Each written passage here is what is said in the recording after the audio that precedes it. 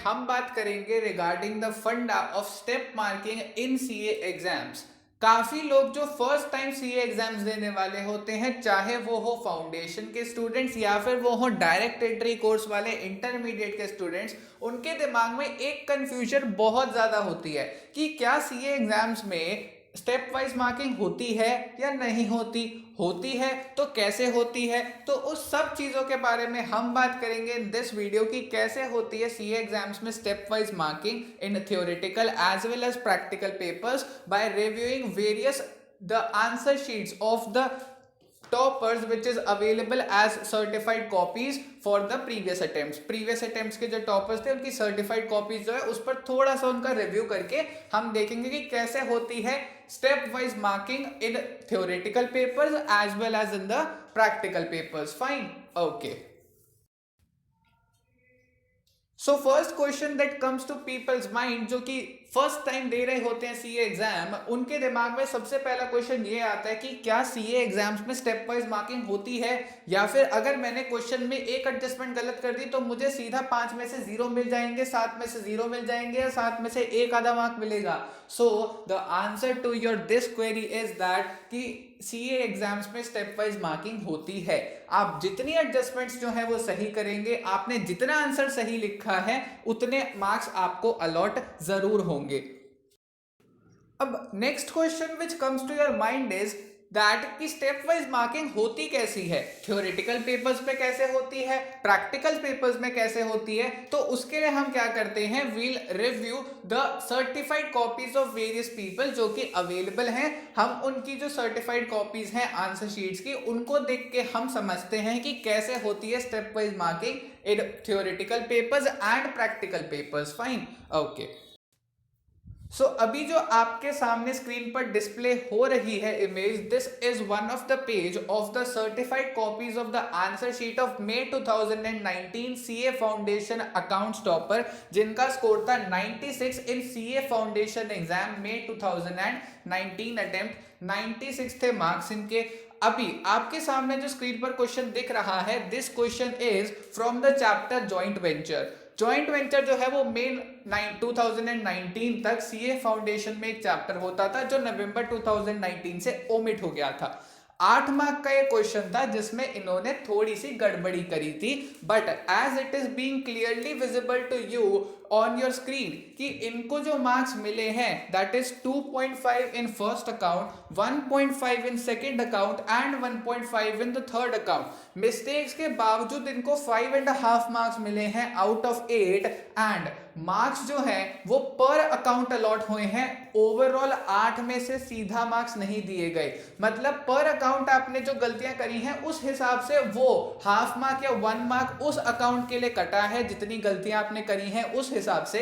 यानी यहां से आपको क्लियरली ये चीज विजिबल हो रही है कि पेपर में आप जितनी एडजस्टमेंट्स ठीक करोगे आपको उतने के मार्क्स तो मिलेंगे ही मिलेंगे।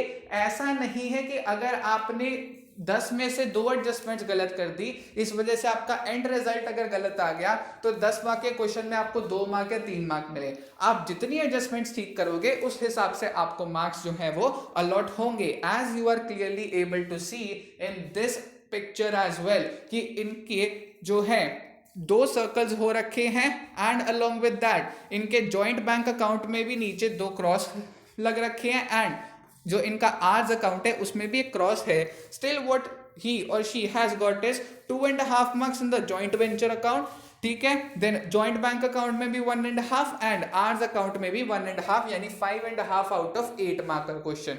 फाइन, अब ये तो चीज थी प्रैक्टिकल पोर्शन की। अब एक बारी देख लेते हैं कि थ्योरी का पेपर जैसे कि लॉ का पेपर होता है उसमें कैसे होती है step wise marking. Fine, okay okay.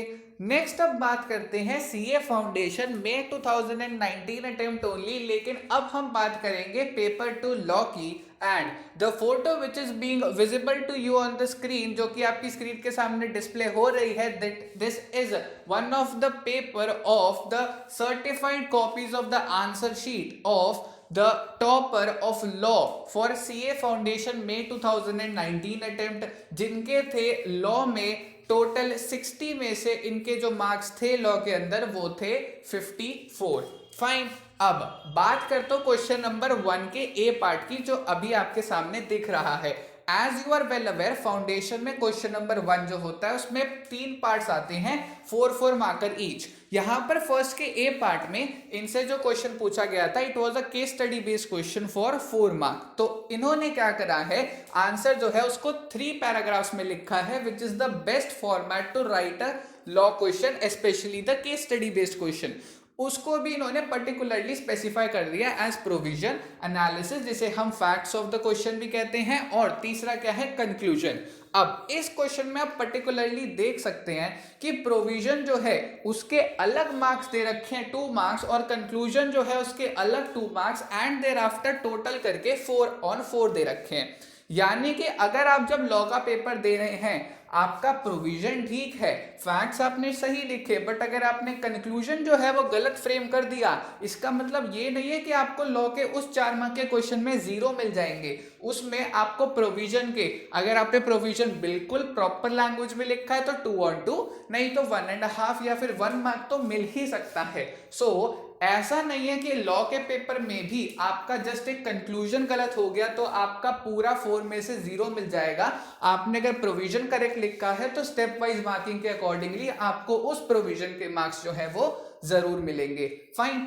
अब ये जो बात अभी मैंने आपको बताई है, ये सारी तो हैं उन पेपर्स की जो मई 2019 तक फिजिकली चेक हो रखे हैं, but November 19 onwards and specially अब करेंटली हुए नवंबर 2020 अटेम्प्ट से तो 100% डिजिटल इवैल्यूएशन वाला फंडा लग गया है। तो डिजिटल इवैल्यूएशन में तो इंस्टीट्यूट ने और ज्यादा कोशिश करी है कि वो स्टेप वाइज मार्किंग के ऊपर और फोकस करें। हाउ, वो हम अभी दिखाते हैं आपको इन द नेक्स्ट ग्लिम्स। आपके सामने स्क्रीन पर डिस्प्ले हो रखा है, it is one of the page of the certified copy of CA intermediate paper 1 accounts के टॉपर के आंसर शीट की सर्टिफाइड कॉपीज का एक पेज है, जिनका स्कोर आपके सामने आपको स्क्रीन पर दिख ही रहा है, 90.5 on 100। अब ये जो पेपर है ये नवंबर 2019 अटेम्प्ट के टॉपर की सर्टिफाइड कॉपी है, एंड यहां पर उनकी कॉपीज जो चेक हो रखी है, it is being evaluated on the basis of digital evaluation, जहां पर आप क्लियरली देख सकते हैं कि इंस्टीट्यूट ने एक इतनी अच्छी चीज करी है कि उन्होंने हर एक स्टेप के लिए स्पेसिफिकली अलग बॉक्स बनाकर उसके साथ स्टेप नंबर भी लिख दिया है, सो दैट जब भी एग्जामिनर जो है वो उस क्वेश्चन को इवैल्यूएट करेंगे तो वो हर स्टेप के अलॉटेड बॉक्स के अंदर उसके मार्क्स जो है वो फिल करेंगे, सो दैट हर स्टेप के अकॉर्डिंगली उनको मार्क्स मिले। मतलब जहां पर अभी इस क्वेश्चन की मैं बात करूं, क्वेश्चन नंबर 1D, देखो 4 बॉक्सेस हैं लेफ्ट साइड, सबसे ऊपर क्या है 1D जो टोटल का है, देन उसके बाद 3 बॉक्सेस हैं स्टेप 1, स्टेप 2 और स्टेप 3। पर्टिकुलरली स्टेप मार्किंग के लिए स्पेसिफिकली बॉक्सेस हैं जहां पर हर एक स्टेप जो है वो चेक करने के बाद एग्जामिनर जो है वो उस स्टेप के मार्क्स जो है आपको अवॉर्ड करेंगे। यानी कि अगर इस सिचुएशन में जहां पर मैं बात करूं क्वेश्चन 1D में, अगर सपोज जो लास्ट में amount to be debited to P&L account है, अगर वो उनका ठीक नहीं आता बट अबव 2 स्टेप्स जो है वो उनकी ठीक हैं, तो उस हिसाब से 1.5 mark for the first step and 1.5 mark for the second step, 3 marks उन्हें अवॉर्ड होते आउट ऑफ 5।